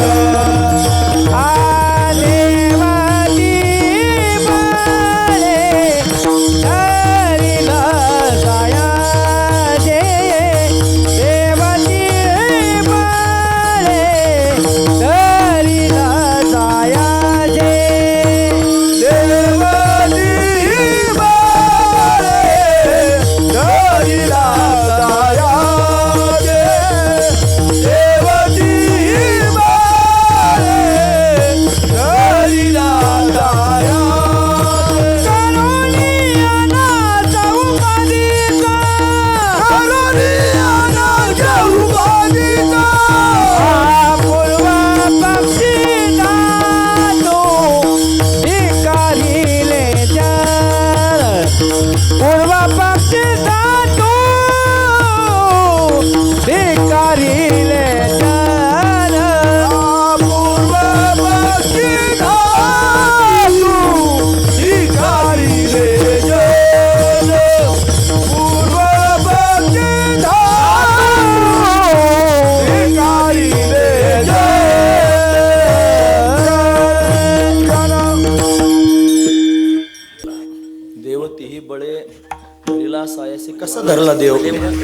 बळजबरीने देव धरला, सायास करून देव धरला. आपल्याला पण धरता येईल, पण आतापर्यंत ज्या देवाचं वर्णन मी तुमच्या समोर करून सांगितलं त्या भूमिकेत आपणही जाऊ शकतो. मला सगळ्यांवर आपण प्रेम करू शकतो, पण तेवढं सहजासहजी नाही करता यायचं. त्याला विचाराचं बळ लावावं लागेल.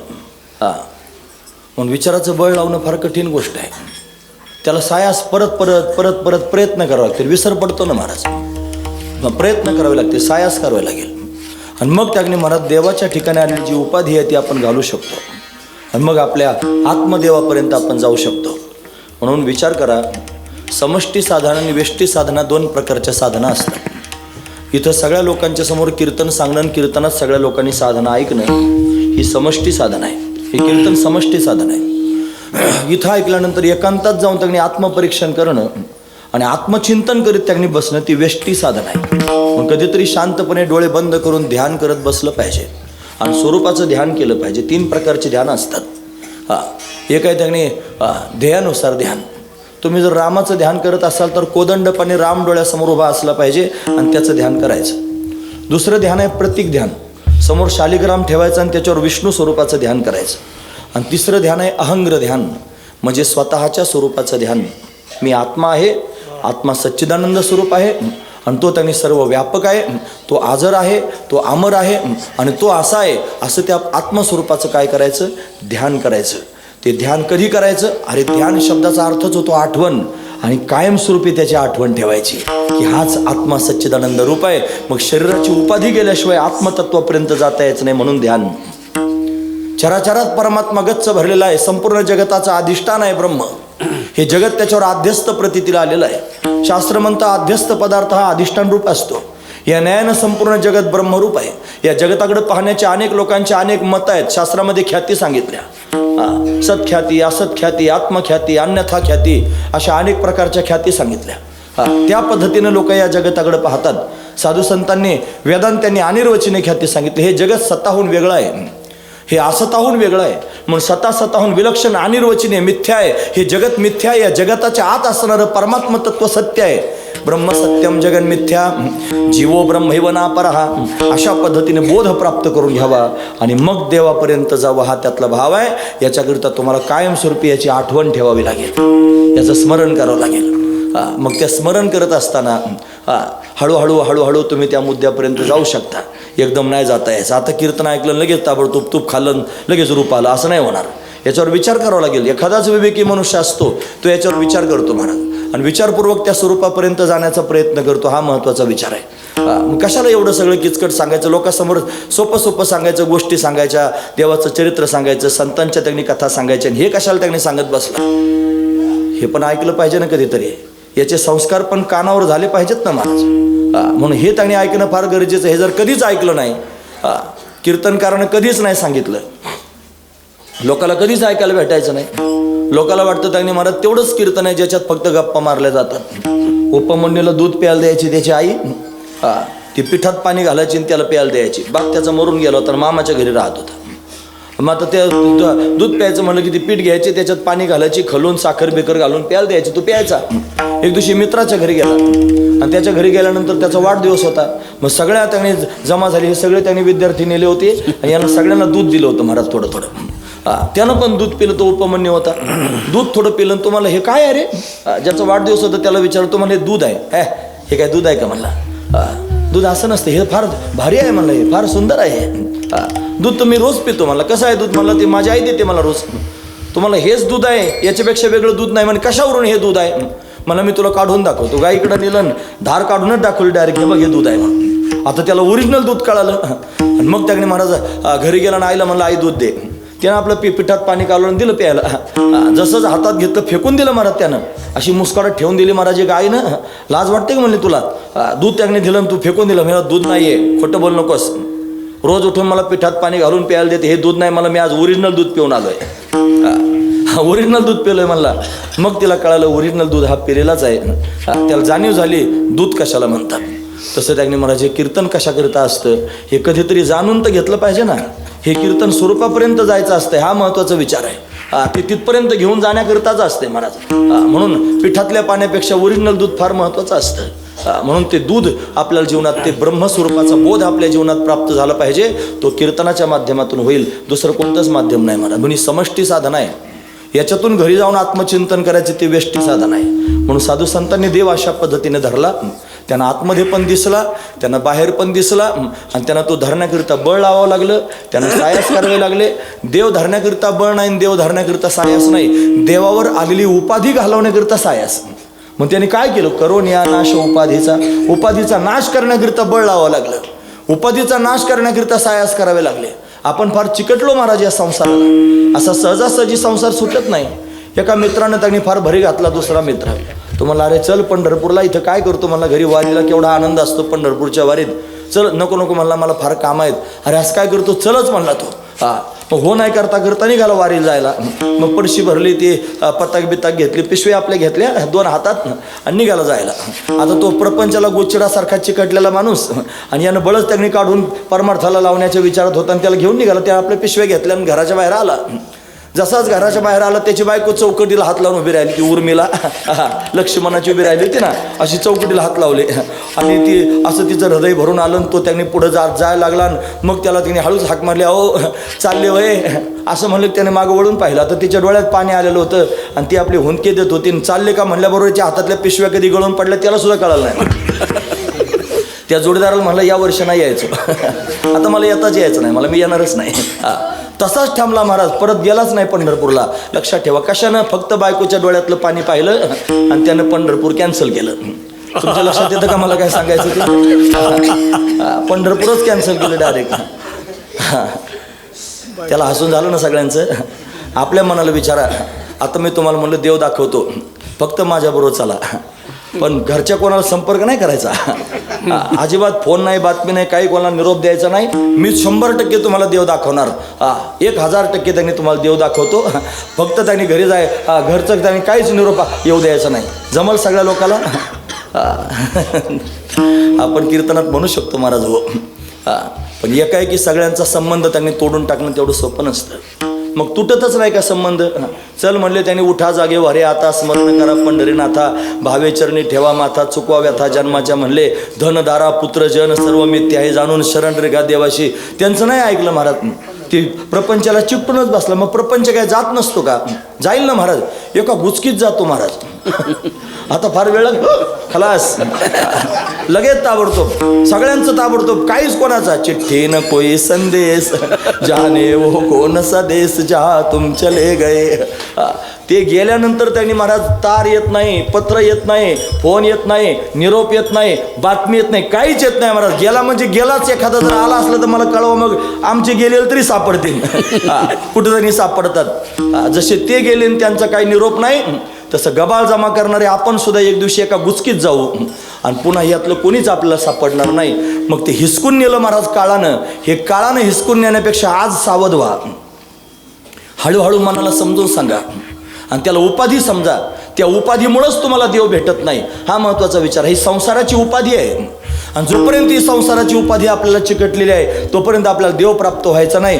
देवाला आवडेल असा परमार्थ करा, फार महत्त्वाचा विचार आहे. मी प्रश्न विचारतो, बाईनं संसार करावा, तो आपल्या नवऱ्याला आवडेल असा करावा का आपल्या मनासारखा करावा? नवऱ्याकरता संसार, नवऱ्याला आवडेल असा संसार करावा. आता दुसरा प्रश्न विचारतो, भक्तानं परमार्थ करावा, तो आपल्याला आवडेल असा करावा का देवाला आवडेल असा करावा? देवाला आवडेल असा. मग देवाला कोणती भक्ती आवडते, कोणता परमार्थ आवडतो? महाराज म्हणतात, हेची थोर भक्ती आवडते देवा, संकल्प माया संसाराची. आता अवघड गणित आहे महाराज. इथंच त्यांनी घोडत आणि पाणी पितं, पेंड खातं. हाच महत्त्वाचा विचार आहे. लक्षात घेण्यासारखा मुद्दा हाच आहे. संसार फार नाजूक आहे, ते संसाराची उपाधी आहे, ती आपल्या हृदयामध्ये आपण साठवून ठेवलेली आहे. आणि जोपर्यंत संसार आपण हृदयात साठवलेला आहे तोपर्यंत आपण देव प्राप्त करून घेऊ शकत नाही. ही संसाराची नाजूक बंधनं त्यांनी मला साधू संतांनी बळ लावून तोडली. ही बंधनं आहेत, हे पाश आहेत, आपण अडकलेलो आहोत त्या पाशामध्ये. आपल्याला बाजूला निघता येत नव्हतं. आम्हाला कुठं पाश दिसतात, आम्ही काय काही लागला सांगायला तुम्हाला बांधून टाकलेलं आहे म्हणून. खरंच बांधलेलो आहोत. आता मी सांगतो, मग तुम्हाला खरं वाटतं का खोटं? बघा, पाश सांगतो मी तुम्हाला. पाश, पहिला पाश आहे ग्रहपाश. आपलं घर, सामायिक भिंत जर असली ना 2 भावांमध्ये, आणि ते जर तिकडून खेळा ठोकायला लागलं ना, दन दन दन दन वाजायला लागले की इकडून पापडा निघतो. आणि हे त्याला खिडकीतून लगेच आरडाओरडा करू खेळ ठोका नको, इथं काळजात ठोकल्यासारखं होतं. त्याच्या घराला खेळा ठोकला तरी काळजात ठोकल्यासारखं होतं, एवढा घरात जीव गुंतलेला असतो. माझं खोटं वाटत असलं तर स्वतःच्या मनाला विचारा, म्हणजे आम्ही नाही बुवा त्या पाशात अडकलो. मग कीर्तन सुटल्यावर कुठे जाणार आहात? घरीच. मला कुठं काय तिकीट काढलंय विमानाचं, कुठं जाणं, हाँगकाँगला जायचं का, कुठं जायचं? घरी जाणार आहात ना. मग तुम्ही बिगर दोऱ्याचे घरी जाणार आहात. जनावराला तरी बांधून कोठ्यापर्यंत न्यावं लागतंय. एक माणूस ओढीत ओढीत नेतो. तुम्हाला कोणत्या दोऱ्या बांधलेल्या आहेत? दोरी दिसत नाही, पण घरीच जाणार महाराज तुम्ही. तुमची दोरी घरी बांधलेली आहे खोटीला. तिथं तुम्ही ओढत ओढत बरोबर जा. पाश आहे ग्रहपाश, दुसरा पाश आहे दारापाश, पत्नीचा पाश. मग आपण पाहिजे तिच्या डोळ्यात पाणी आलं की पिशव्याच गळाल्या महाराज हातातल्या. हा पाश नाही मग काय आहे? पत्नीचा पाश आहे. पुत्र पाश, केवढा हिंद केसरी असू द्या, मोठ्या मोठ्या पहिलवानांना चित करणारा असू द्या, आणि घराच्या बाहेर जायला लागला आणि त्याच्या पोरानं जर धोतर धरलं ना आणि ते बाबा बाबा म्हणायला लागलं की लगेच थांबतंय महाराज. ते का रे बाळा, बाबा मला घोडा घोडा, लगेच घोडा होतंय महाराज. ते टुकडुक टुकडुक टुकडुक टुकडुक. घरोघर घोडे आहेत महाराज. खरं सांगतो मी तुम्हाला, घरोघर घोडे आहेत. ते त्या सगळ्यांच्या तालावर नाचतात, त्यांचं टुकडुक टुकडुक नाचायचा कार्यक्रम चालू. पोरगं म्हणाल तसंच वागायचं. ते म्हणाल त्याच्या तालावर त्यांनी नाचायचं. हा पाश नाही. तुम्ही बंधनात नाहीत. लोकाला काय शहाणपणा सांगता, लोकांसमोर काय निधड्या छातीने त्यांनी मी फार शहाजू काय असं दाखवता. अरे तुमच्या जवळचे आहेत त्यांच्या पाशात तुम्ही अडकले आहात. हे नाजूक पाश तोडता येतात? नाही तोडता येत महाराज. धनपाश, धनाचा पाश आहे. स्वजन पाश, हे पाश आहेत. सगळ्यात मोठा पाश आहे आशेचा पाश. आपल्या सगळ्यांच्या पोटात कशाची तरी आशा भरलेली आहे. हे मिळवायचंय, ते मिळवायचंय, ते मिळवायचंय.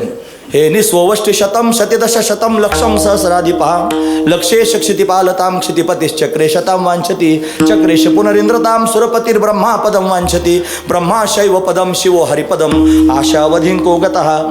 ज्याच्या खिशात 100 आहेत त्याला वाटतं 1000 असावेत. ज्याच्याकडे 1000 आहेत त्याला वाटतं लाख असावेत. ज्याच्याकडे लाख आहे त्याला वाटतं कोट्याधीश व्हावं. ज्याच्याकडे कोटी आहेत त्याला वाटतं त्यांनी अरबपती व्हावं. त्यालाही वाटतं त्यांनी मंत्री व्हावं. त्यालाही वाटतं इंद्र व्हावं. त्याला वाटतं ब्रह्मदेव व्हावं. त्यालाही वाटतं त्यांनी महाराज शिव व्हावं. त्यालाही वाटतं हरिपदाची प्राप्ती करून घ्यावी. सगळ्यांच्या पोटात आशा आहे. आशावधिंको गतः. आशेचा पाश आहे महाराज. हे सगळे संसाराचे पाश मी तुमच्या समोर सांगितले.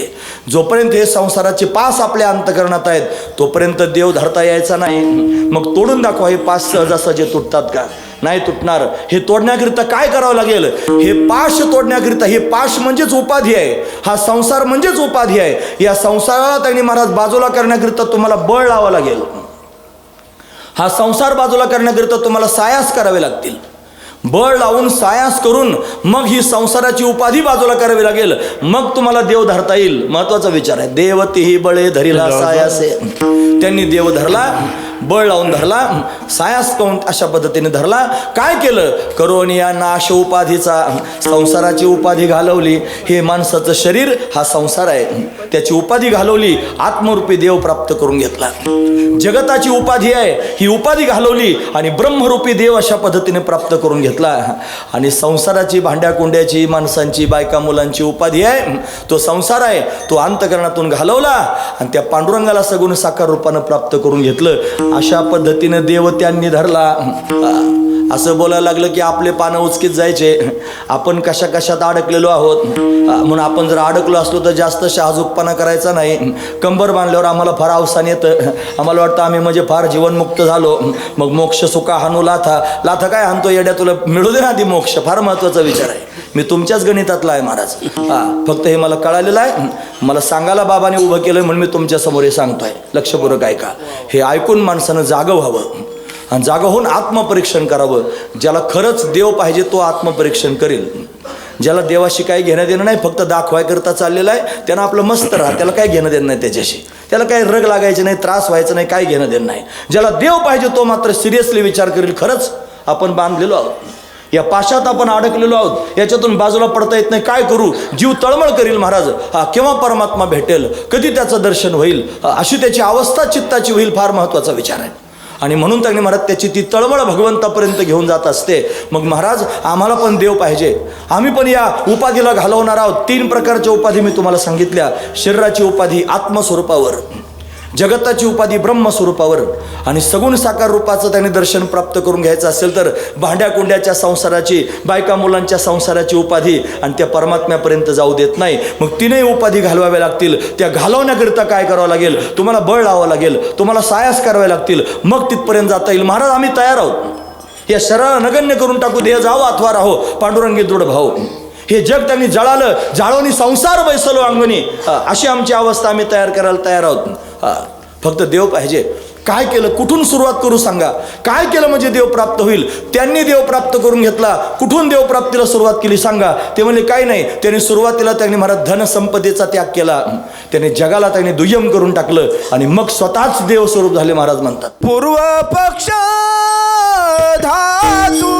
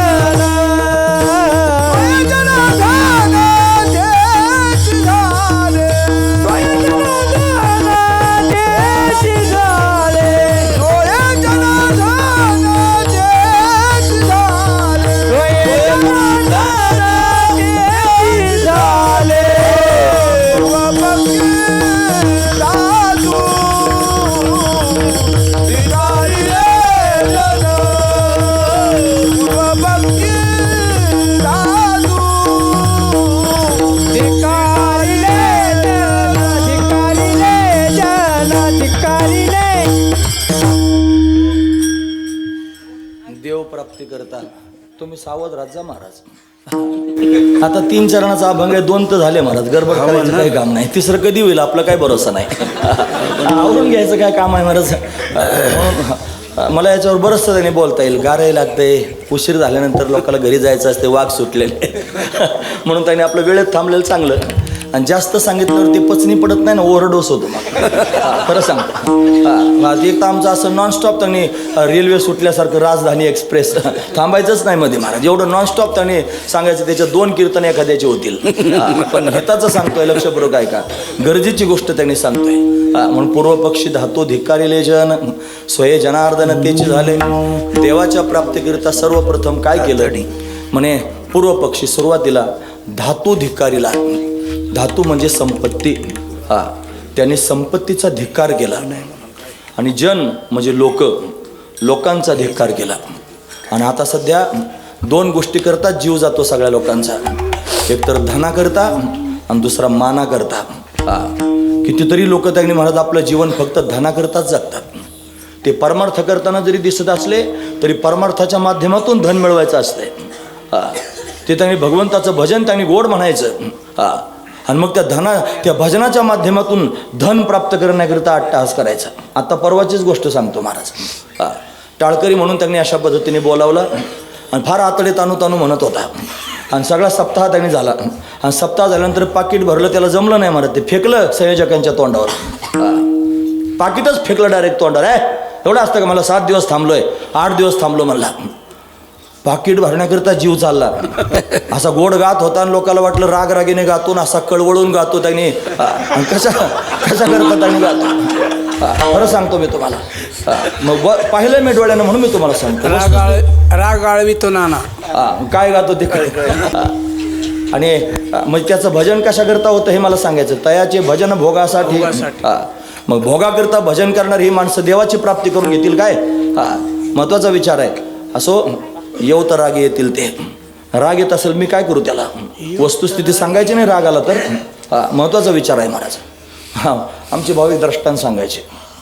ते म्हणजे राजा एक रसिक होता, राजा होता, रसिक होता. आणि तो रसिक असणारा राजा, त्याला चिंतन ऐकायला आवडायचं. एक महात्मा धरून आणला.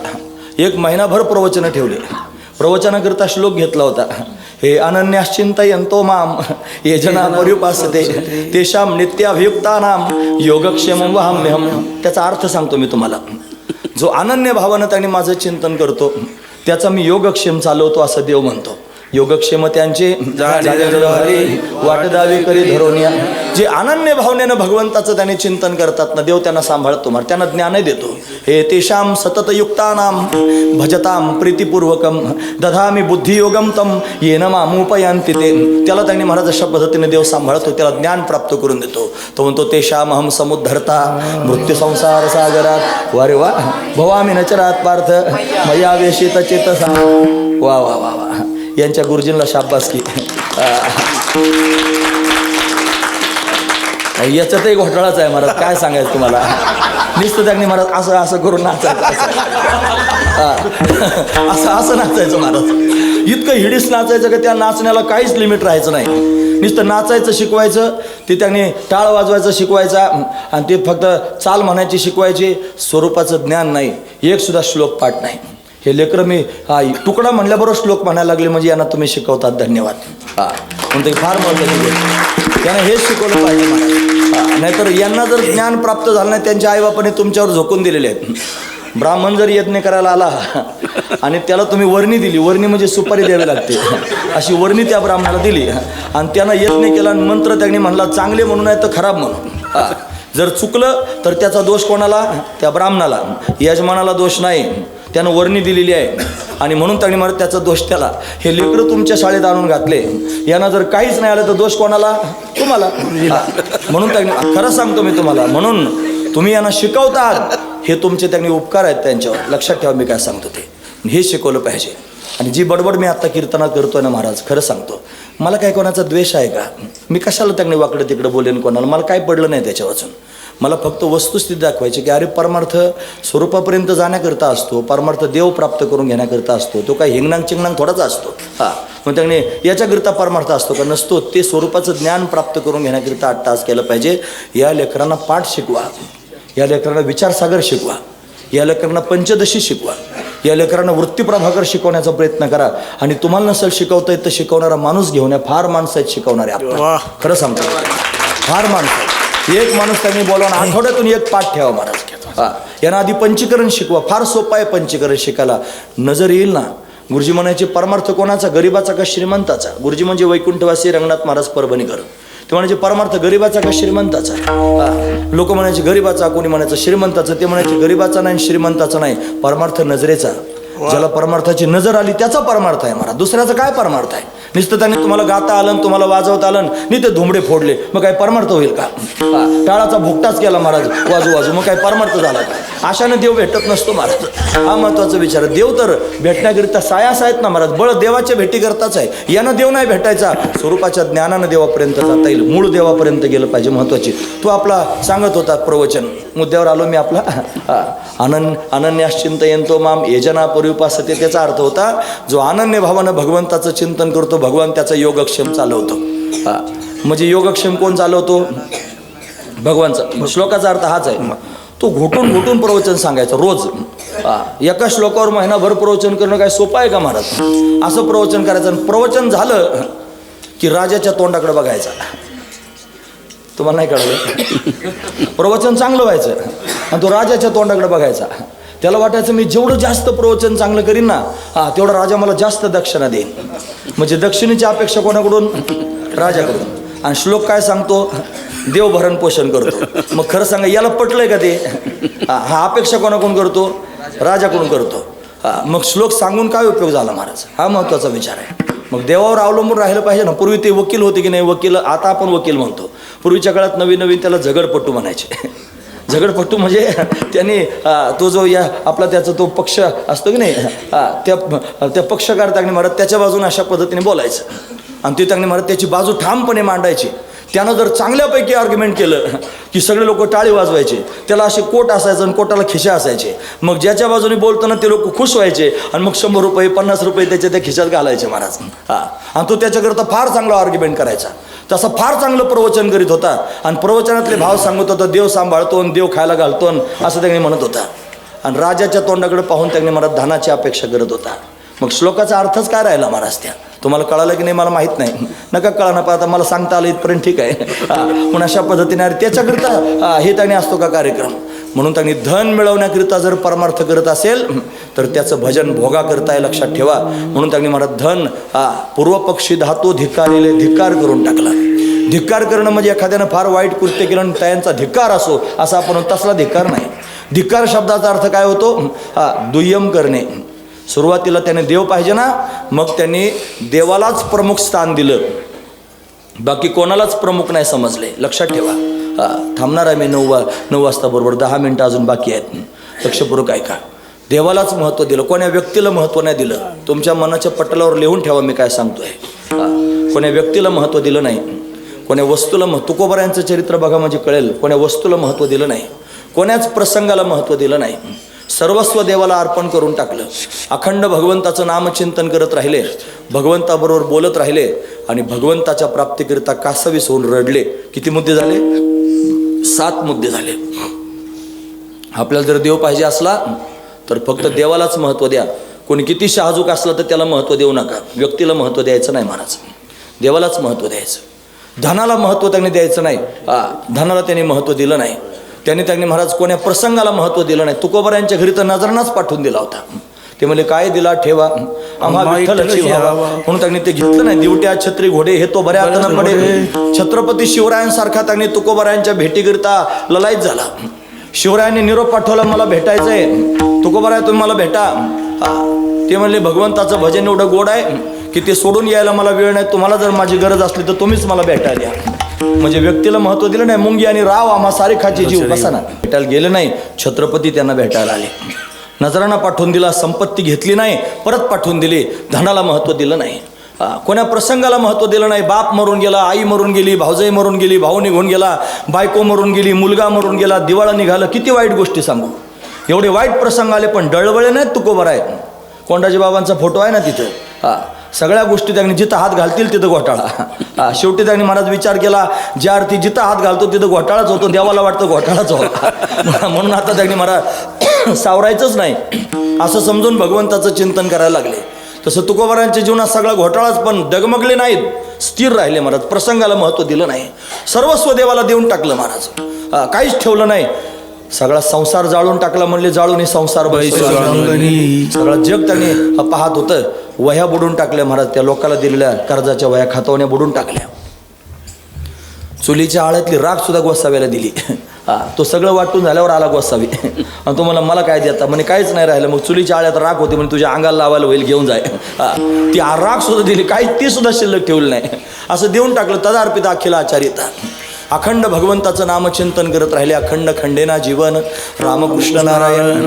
आणि त्यांनी अखंड भगवंताशी संवाद करत राहिले. माझे चित्त तुझे पायी राही ऐसे करी काही धरून या बाही भवहादारी रातारा.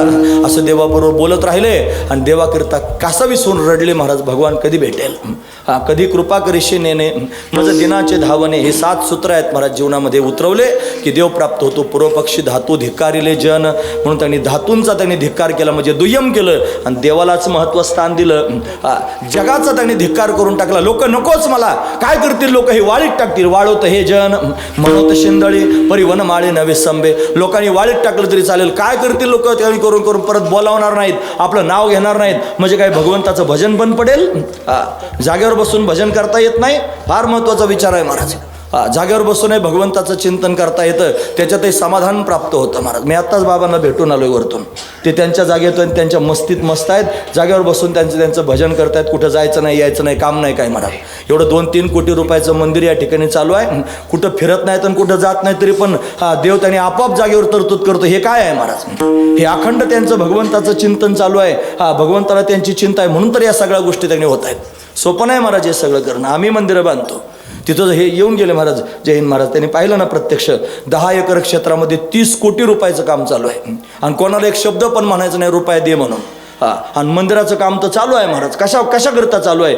देव करतो महाराज या सगळ्या गोष्टी. म्हणून त्यांनी महाराज आपण सगळ्यांनीच सद्बुद्धी धारण करून, देव आपल्याच बुद्धीत घुसतो ना, आपणच मदत करून करायचं असतं या सगळ्या गोष्टी. मग आम्ही तिथं आलो, त्यांनी बाबाला काहीच बाबा नको म्हणलं तरी सुद्धा मंदिराच्या कामं, त्या मंदिराच्या कामाकरता बाबांनी अशा पद्धतीनं देणगी द्यावी. काय त्यांनी म्हणलं बाबाला कशा करता बाबा हे सगळं करायचं? मी गाडीवाल्याला, त्यांनी ते गाडीवाले आहेत ना बिचारे, मला घेऊन जातात, त्यांचीच गाडी आहे, नेऊन सोडतात, त्यांनी हे सगळं करतात. त्यांना सुद्धा सांगितलं, म्हणलं बाबाकडून काही अपेक्षा करू नका अजिबात. ही याला त्यांनी महाराज विचारित होते. महाराजांचाच 8 तास झाला, आता काय करावं, नेमकं काय म्हणायचं म्हणून त्यांनी आज झालं. पण तरीसुद्धा त्यांची मनाची मोठी भावना आहे.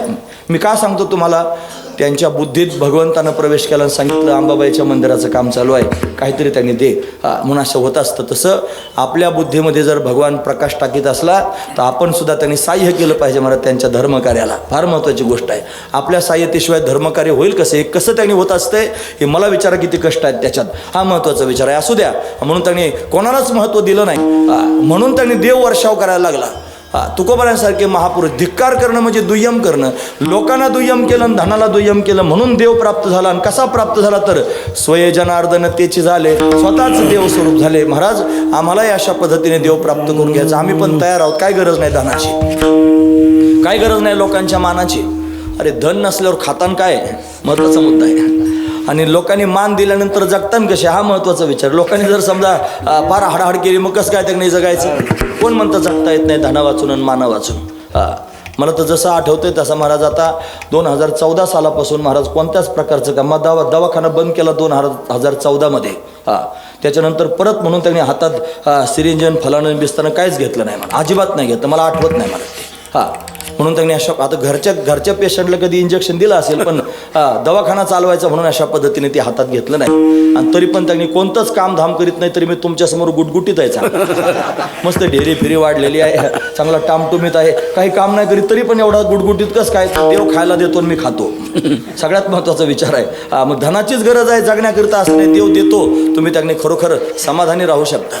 लोकांनी मान दिला तरच जगतायत असं थोडंच आहे. एवढा मान जास्त प्राप्त होतो असं वाटतं. एका दिवशी कडी लावून त्यांनी महाराज खोलीमध्ये गप बसून राहा, राम राम राम राम म्हणत एवढं त्यांनी महाराज लोक डोक्यावर घेऊन असतात. असं त्यांनी समाज असा पायाखाली तोडवतो आणि समाज डोक्यावरही येतो. समाज समाजच असतो. म्हणून त्यांनी महाराज त्याचा जर विचार करत बसलो तर परमात्म्यापर्यंत कसं जाता येईल. तुकोबारांनी सगळ्यात आधी धनाचा त्याग करून टाकला, दुय्यम करून टाकलं धनाला आणि जनाला दुय्यम करून टाकलं. कोण आहेत हे लोक, काय संबंध आहे माझा त्यांचा, माझा तर देवाबरोबर संबंध आहे, हा महत्त्वाचा विचार आहे. आणि देव मला सांभाळण्याकरिता तयार आहे, म्हणून देवापर्यंत त्यांनी गेले. महाराज आम्ही पण तुमचं ऐकून आता प्रभावित झालेलो आहोत आणि आम्हाला पण देव पाहिजे, लगेच आम्ही ताबडतोब हे सुरू करतो. म्हणजे तसं नाही जमणार. तिथं घाई करून चालत नाही, तातडी चालणार नाही. मग हळूहळू क्रमाक्रमानं तिथपर्यंत जावं लागेल, मग अनुभवानं तुम्हाला त्या देवत्वाची गोडी प्राप्त होईल. महाराज सांग तुका मनायाची नचले तातडी, तुका मनायाची नचले तातडी, तुका मनायाची नचले तातडी, तुका मनायाची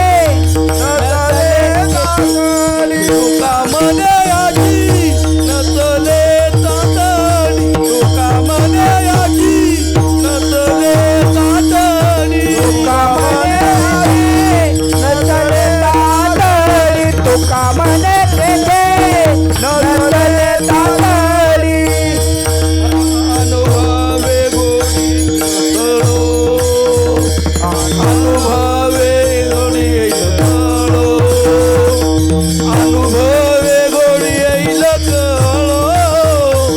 तुका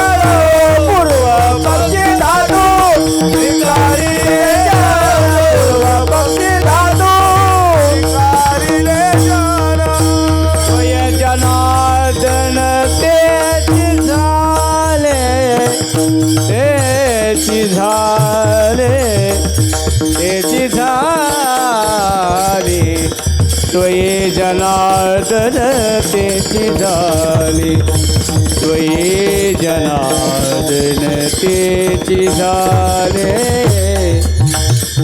त्वया जनार्दन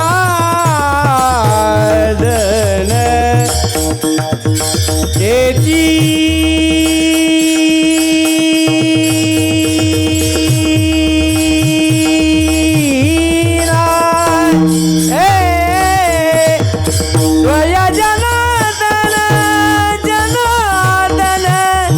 जनार्दन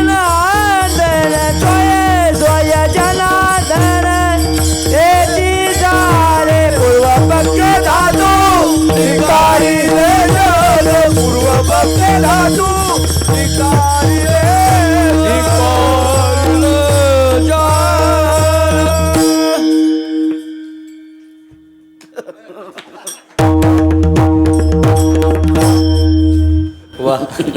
तुका म्हणे येथे नचले तातडी किंवा यासी नचले तातडी अनुभवे गोडी येईल कळो.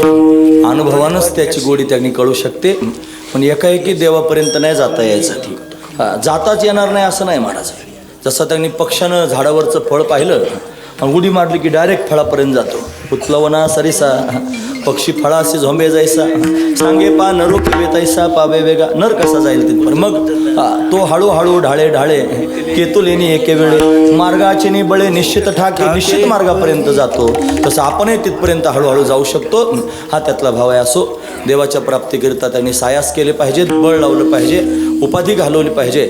देहावर आत्म्यावर आलेली उपाधी शरीराची आहे ती घालवण्याकरिता बळ लावा, सायास करा, उपाधी घालवा, देव प्राप्त होईल. ब्रह्मस्वरूपावर आलेली उपाधी जगताची आहे म्हणून त्यांनी महाराज बळ लावा, सायास करा, ही जगताची उपाधी घालवा, त्याच्या आत शुद्ध असणारा ब्रह्म तुम्हाला प्राप्त होईल, असा देव धरता येईल. मग तो सगुण साकार जर पांडुरंग पाहायचा असेल, भेटायला यावा असं वाटत असेल तर मनातून त्यांनी महाराज संसारातले जेवढे नातेगोते जडून ठेवलेले आहेत तो संसार रूपी उपाधी बाजूला करून टाका. फक्त देवालाच हृदयाच्या मंचकावर स्थान द्या, परमात्मा भेटायला येईल. मग हे त्यांनी आपल्याला करता येईल. पण सुरुवात कुठून करायची? सुरुवातीला धन नको म्हणा, लोकांचा त्यांनी त्याग करा, एकांत साधा, भगवंताचं चिंतन करा आणि त्याच्यापर्यंत जाण्याचा प्रयत्न करा. त्याच्यापर्यंत हळूहळू जाता येईल. मग तिथं तातडी चालत नाही, अनुभवानं गोडी कळून येईल. हेच तुकोबरांना सांगायचं आहे. पण अशाच पद्धतीने संत महापुरुष तिथपर्यंत अशा पद्धतीने गेलेले आहेत म्हणून त्यांना ते देवाची प्राप्ती झाली. आपल्याला तशीच प्राप्ती होऊ शकते. इथं बाबांनी एवढं वैभव त्यांनी उभं केलेलं आहे, त्यांना त्या देवाची प्राप्ती झाली. त्यांचं तुम्हाला वाटतं की त्यांचं संसाराकडे फार लक्ष आहे. यांना विचारणं किती लक्ष आहे त्यांचं संसाराकडं. म्हणून त्यांनी मला मगाच सांगितलं की हे जे घर आता सध्या बांधलेलं आहे त्या जागेवर छोटंसं आपलं सफर होतं आणि त्याच्यातच राहत होते महाराज. काय त्यांना त्याच्यामध्ये स्वारस्य आहे. पण प्रपंचाकरता जर करायचं असतं तर हे 2 कोटी प्रपंचाला लावले असते किती मोठा प्रपंच झाला असता. पण त्याला महत्त्व त्यांनी दिलं नाही. त्याने लोकांच्या मोठेपणालाही महत्त्व दिलं नाही, भगवत कार्याला महत्त्व दिलं. हा महत्त्वाचा विचार आहे. तुकाराम महाराजांचा आपण मग वाढदिवस आहे म्हणून त्यांनी सांगितलं, जन्मदिवस त्यांचा आज आहे. त्यांनी स्वतःच्या शरीराची पर्वा न करता आता केवढा त्यांनी त्रास झाला तरीसुद्धा 2 विचारलं मी त्यांना किती दिवसाची विश्रांती घेतली. थोडासा अटॅक आल्यासारखा झाला. त्यांनी मग ते म्हणले फक्त 3 महिने. 3 महिन्याची विश्रांती घेतली, परत सुरू लगेच ताबडतोब. काय स्वार्थ आहे? लोकांकडून काय घ्यायचं आहे का? काय त्यांनी मिळवायचं आहे? पण तरीसुद्धा भगवत कार्य करण्याकरिता अट्टहास आहे. हे त्यांनी महात्म्यांचं जीवन असतं म्हणून त्यांना देव प्राप्त होतो. हा त्यातला भाग आहे. कोणाकोणाला असा देव प्राप्त झाला मला माहिती आहे, सांगू का? हे ज्ञानेश्वर ज्ञानेश्वर माऊली नाराज माधुरा, जय जय जय ज्ञानेश्वर माऊली नाराज माधुरा, ज्ञानेश्वर माऊली जय ज्ञानेश्वर माऊली नाराज माधुरा, आद्य जगद्गुरु शंकराचार्य ज्ञानोबा तुकाराम. आद्य जगद्गुरु शंकराचार्य ज्ञानोबा तुकाराम, आद्य गुरु शंकराचार्य ज्ञानोबा तुकाराम, आद्य गुरु शंकराचार्य ज्ञानोबा तुकाराम, शुक सनकादिक नारद तुंबर ज्ञानोबा तुकाराम. आद्य जगद्गुरु शंकराचार्य ज्ञानोबा तुकाराम, सुख संकालिक नारद तुंबर ज्ञानोबा तुकाराम, आद्य गुरु शंकराचार्य ज्ञानोबा तुकाराम.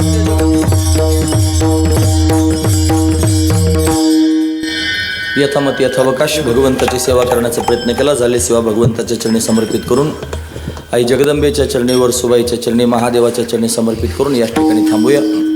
2 तास बसून तुम्ही माझी बडबड ऐकून घेतली. तुम्हा सगळ्यांच्या अंतकरणापासून धन्यवाद. गुणवान मंडळींनी फार सुंदर साथ केली. तुम्हा सर्वांच्या अंतकरणापासून धन्यवाद. फार त्यांनी गोड भजन आपण म्हणत आहात.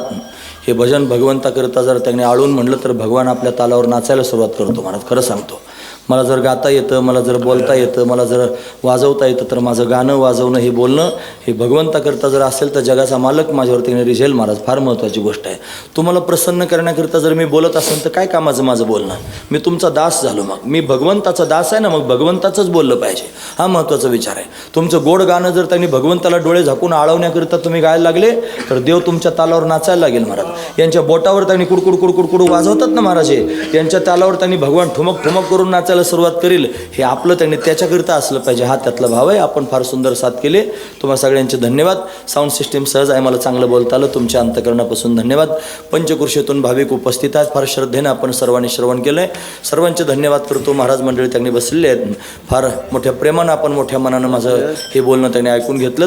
तुम्हा सर्वांच्या चरणावर मस्तक ठेवतो, मस्तक माझा पायावरी या वारकरी संतांच्या सर्वांच्या चरणावर मस्तक ठेवतो आणि याच ठिकाणी थांबतो. चाल झालीच आहे, सगळे धरूया आणि मोठ्या प्रेमानं भगवंताचं चिंतन करूया. ते कसं, हे विठ्ठल जय जय विठ्ठल, विठाल जय